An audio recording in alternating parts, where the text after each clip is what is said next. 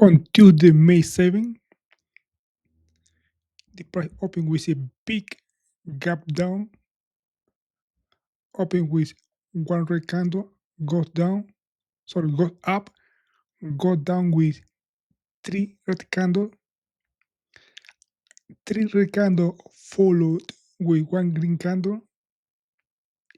In my plan, it is enter in call, stop loss right here, right here. After, let me repeat this, after three red candle and followed with one green candle, it is enter in call. Stop loss right here. In case if the price it doesn't work, I'm gonna be protecting with my stop loss. And one, two, three, four, five green candle, five green candle. In my plan, it is exit. It doesn't matter if the price continue going up.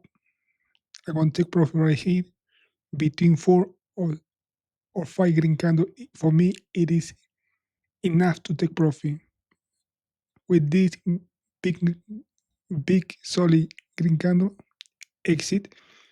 And from here, the price goes up, tested the resistance, goes down, and from here, the more interesting trade for this day.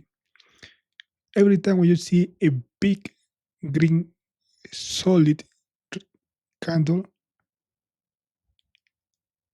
right in the resistance is a clear manipulation. What is the best way to get in this trade?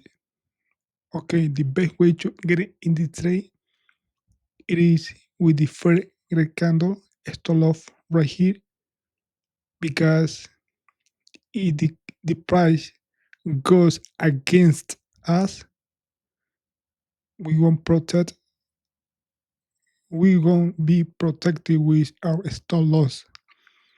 And with this solid red candle, it is exit. This only big red candle, it is 120% of profit. It is exit. You might be thinking, but the price continue going down. It's okay.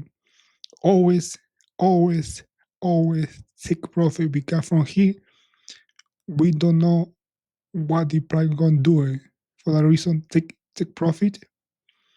And every time when you see a big green candle right in the resistance, I'm not saying always, but almost always it is manipulation. Let me repeat this again. The best way to enter is with the first red candle, stop off above the candle, right here. Not right here, not right here. If the price goes against us, accept losses. This is the part of the game.